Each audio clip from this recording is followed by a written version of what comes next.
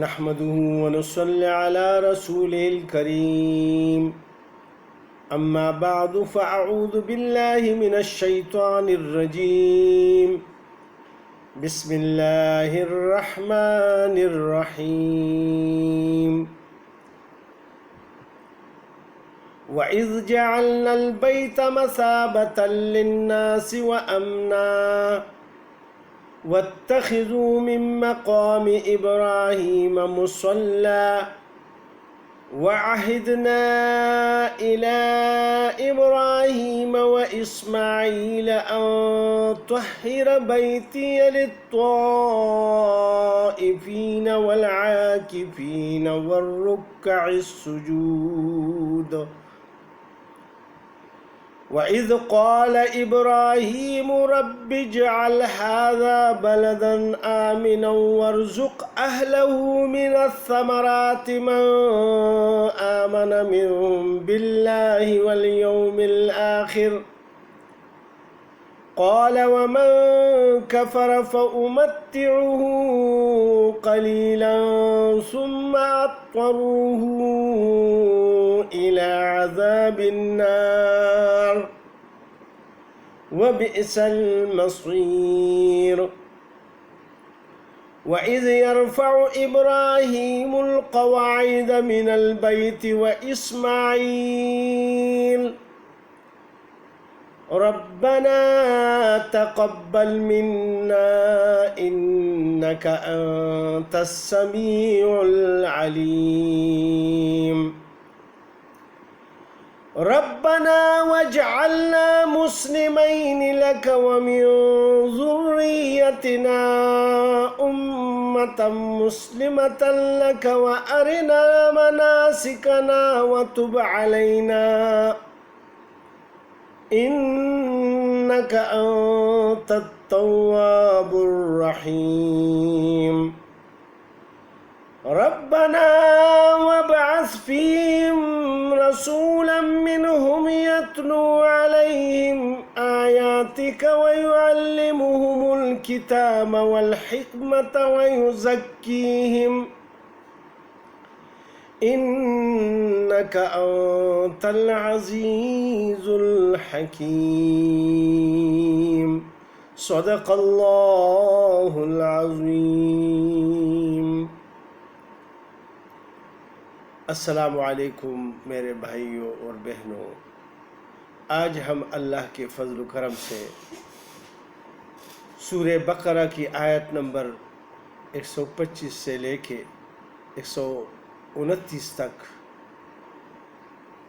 کی آیات کا ترجمہ اور تفسیر بیان کریں گے۔ اللہ پاک مجھے صحیح طرح بیان کرنے کی توفیق عطا فرمائے اور پھر عمل کی بھی اور آپ کو بھی۔ ان آیات میں اللہ سبحانہ و تعالی کعبہ شریف، بیت اللہ شریف، اس کا ذکر فرما رہے ہیں، بلکہ پورے حرم کا ذکر فرما رہے ہیں کہ یہ جو مکۃ المکرمہ میں یعنی حرم شریف ہے، یہ ہم نے لوگوں کے اجتماع کے لیے بنایا اور یہ امن کی جگہ بنائی، اور پھر اللہ پاک نے یہ ہدایت فرما دی کہ مقام ابراہیم کو نماز کی جگہ بنا لے۔ تو اس کا ذکر ہو رہا ہے۔ اللہ پاک فرماتے ہیں آیت نمبر 125 میں، وَإِذْ جَعَلْنَا الْبَيْتَ، اور جب مقرر کیا ہم نے خانہ کعبہ کو، مَثَابَةً لِلنَّاسِ، اجتماع کی جگہ لوگوں کے واسطے، وَأَمْنًا، اور جگہ امن کی، وَاتَّخِذُوا مِن مَّقَامِ إِبْرَاهِيمَ مُصَلًّى، اور بناؤ ابراہیم علیہ السلام کے کھڑے ہونے کی جگہ کو نماز کی جگہ۔ وَعَهِدْنَا إِلَىٰ إِبْرَاهِيمَ وَإِسْمَاعِيلَ، اور حکم کیا یعنی وعدہ لیا ہم نے ابراہیم علیہ السلام اور اسماعیل علیہ السلام سے، طَهِّرَ بیتیا، کہ پاک کر رکھو میرے گھر کو، للطائفین، واسطے طواف کرنے والوں کے، والعاکفین، اور اعتکاف کرنے والوں کے، والرکع السجود، اور رکوع اور سجدہ کرنے والوں کے لیے۔ اس آیت میں اللہ سبحانہ وتعالیٰ نے ایک تو یہ جگہ حرمت والی بنائی اور اس کی محبت لوگوں کے دلوں میں ڈال دی۔ جب سے حضرت ابراہیم علیہ السلام اور حضرت اسماعیل علیہ السلام کو حکم ملا تھا کہ ادھر جو ہے کعبۃ اللہ ہے، اور وہ چونکہ منہدم کعبۃ اللہ ہو گیا تھا، نوح علیہ السلام کے اس طوفان میں جو تمام دنیا پر اللہ پاک نے بھیج دیا تھا، اور تمام کفر کو اللہ پاک نے ختم کر دیا تھا، اس میں صرف وہ کشتی والے رہ گئے تھے جو اس میں مومن لوگ تھے، مسلمان تھے نوح علیہ السلام کے ساتھ۔ تو وہ ساری دنیا پر وہ سیلاب آیا ہوا تھا، اور اس کی وجہ سے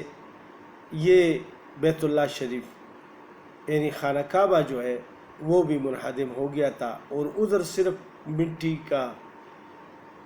ایک ٹیلا سا تھا۔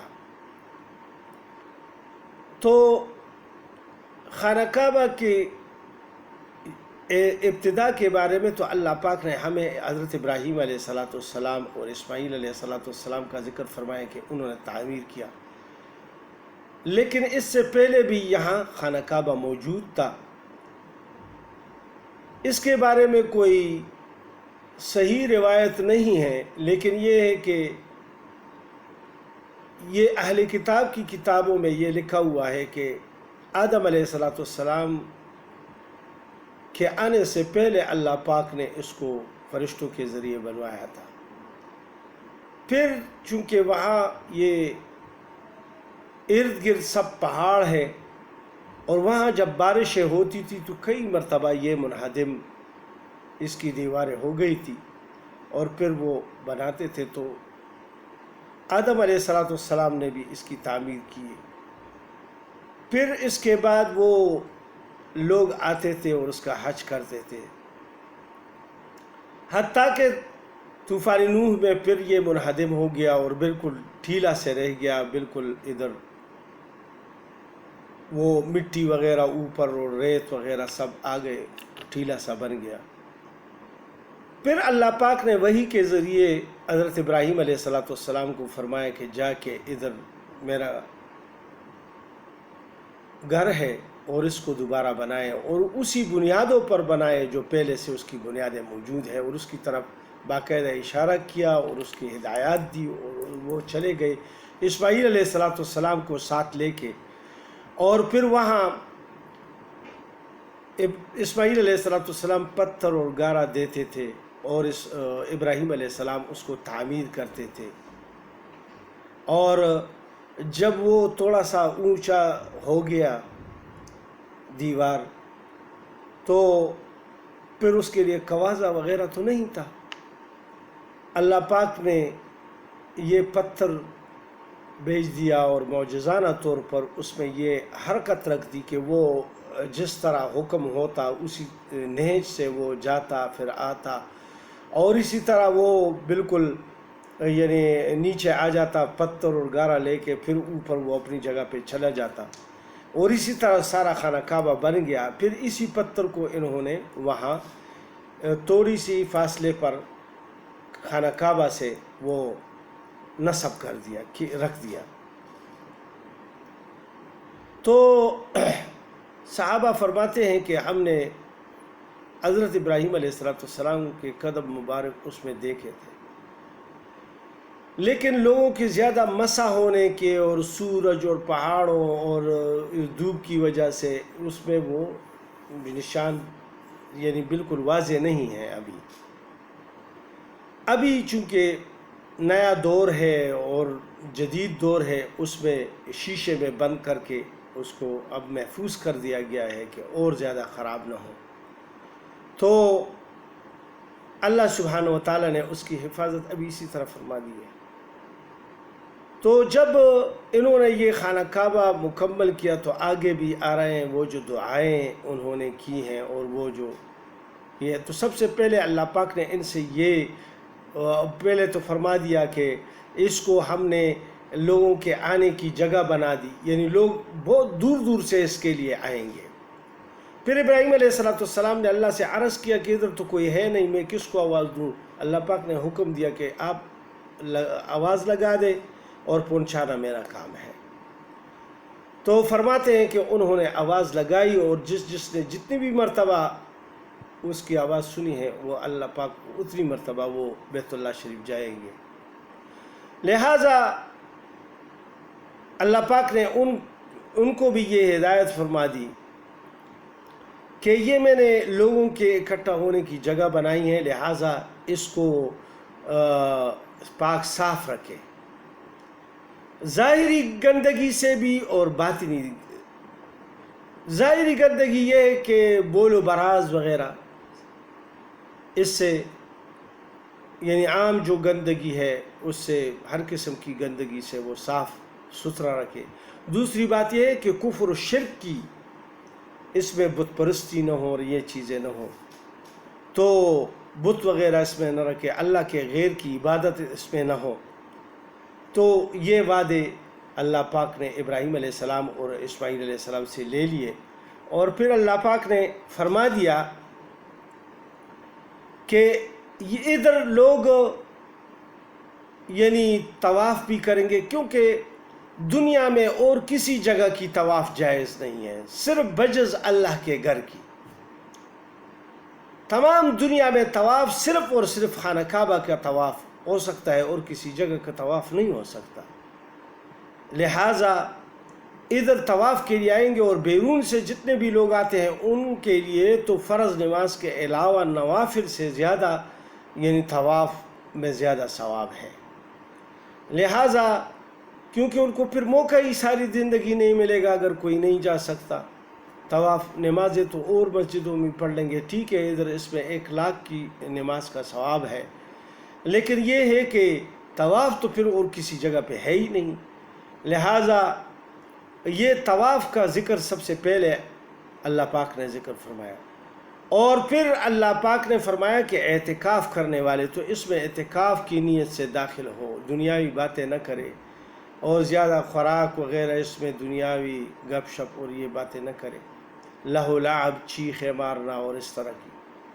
اور پھر اس کے بعد رکوع اور سجدے کا ذکر کیا، یعنی نماز کی طرف اشارہ ہے کہ اس میں نماز پڑھتے رہیں۔ اور مقام ابراہیم جو ہے یہ وہی جگہ ہے جس طرح کہ ہم نے کہا کہ وہ جو پتھر رکھا ہوا ہے، تو ادھر رسول پاک صلی اللہ علیہ وآلہ وسلم نے بھی نماز پڑھی ہے، اور ابراہیم علیہ السلام نے جب تعبیر مکمل کی پھر 2 رکعت نماز پڑھ لی، اللہ کا شکر ادا کیا۔ تو اللہ پاک نے اس کو بھی یعنی ہمارے اوپر سنت اور واجب قرار دیا ہے۔ اب اس آیت میں اللہ سبحانہ و تعالیٰ نے ابراہیم علیہ السلام کی اس دعا کو نقل فرمایا ہے کہ جو اس نے اس وقت مانگی تھی۔ اللہ پاک فرماتے ہیں وَإِذْ قَالَ، اور جب کہا ابراہیم علیہ السلام نے رب اجعل ھذا بلدا، اے میرے رب بنا اس کو شہر آمنا، امن کا،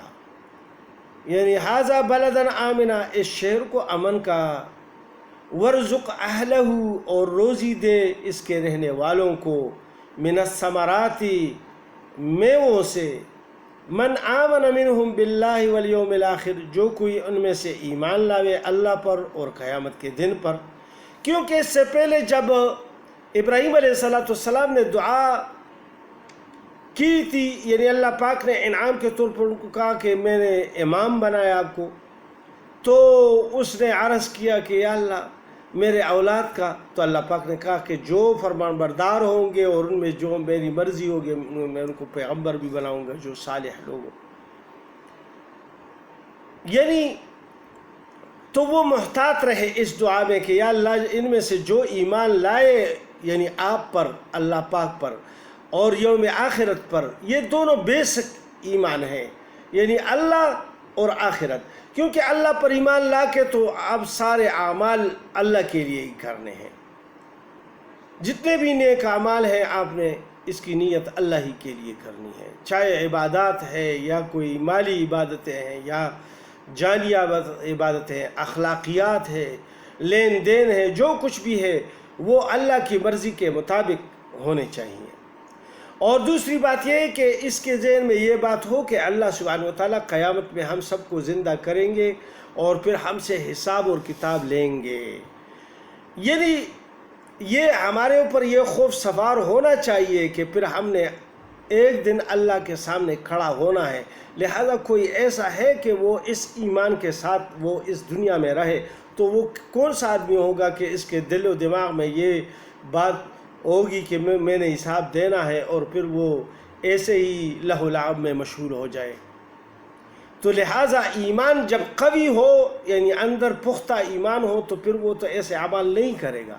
جب ایمان کمزور ہو، ڈیماڈول ہو، تو پھر وہ دنیا پرستی میں وہ جو کچھ مرضی کرتا رہے گا، اور شیطان تو یہی کہے گا بس اللہ غفور الرحیم ہے۔ بے شک اس میں کوئی شبہ نہیں ہے کہ اللہ کا عفو درگزر غضب پر غالب ہے، لیکن یہ ہے کہ اللہ سبحانہ وتعالیٰ نے جو احکامات بھیجے ہیں، یہ اتنا پورا قرآن پاک اللہ پاک نے بھیجا ہے، یہ عمل کے لیے بھیجا ہے، تو اس پہ عمل کرنا چاہیے۔ رسول پاک صلی اللہ علیہ وسلم نے اور صحابہ نے 100% اس پر عمل کیا، اور پھر ہمیں بھی یہی ہدایات دیے جا رہے ہیں۔ اور پھر اللہ پاک نے فرمایا فرمایا اللہ پاک نے ومن کفر، اور جو کفر کرے فَأُمَتِّعُهُ، اس کو بھی نفع پہنچاؤں گا، قلیلاً، تھوڑے دنوں کے لیے، یعنی قلیلاً اس لیے ذکر فرمایا کہ دنیا کی زندگی اگر ساری زندگی بھی انسان کو خوشیاں مل جائے تو 60 70 100 سال گزر جائیں گے، بس ختم ہو جائیں گے، لیکن وہ لاکھوں کروڑوں اربوں خربوں نہ ختم ہونے والی زندگی تو وہ ختم تو نہیں ہوگی، اس کے مقابلے میں یہ منٹ 2 منٹ کی زندگی ہے۔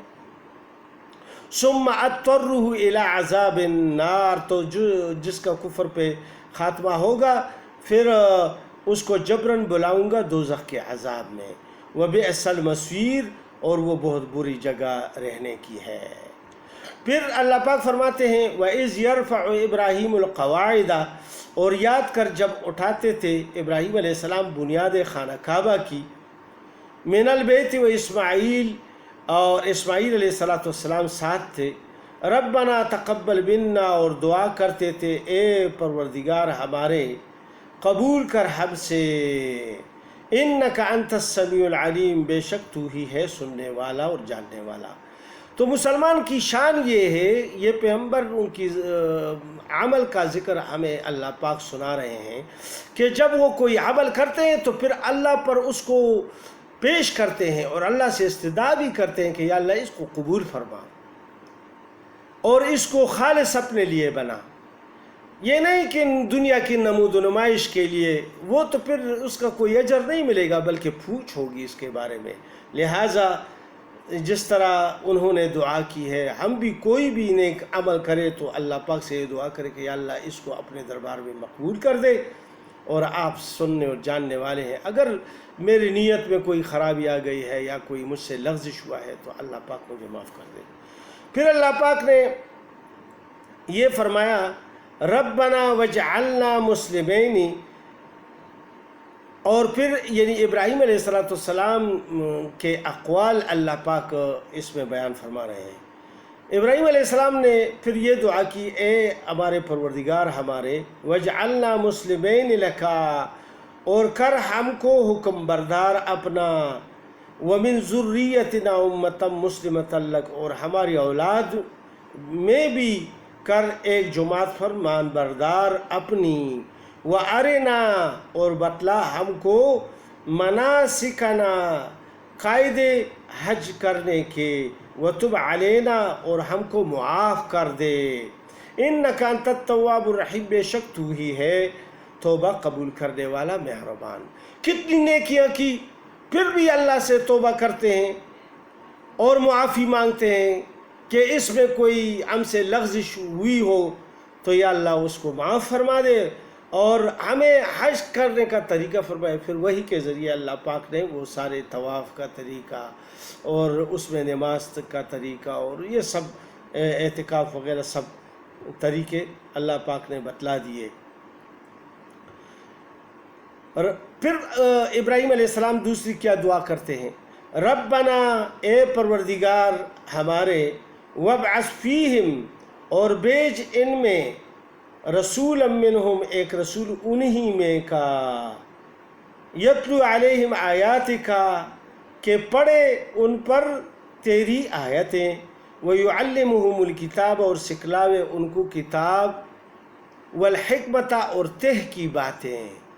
ویزکیہم اور پاک کرے ان کو، انکا انت العزیز الحکیم بے شک تو ہی ہے بہت زبردست بڑی حکمت والا۔ اس آیت میں اللہ پاک نے جو دعا فرمائی ہے، رسول پاک صلی اللہ علیہ وسلم فرماتے ہیں کہ میں حضرت ابراہیم علیہ السلام کی دعا ہوں کہ اللہ پاک نے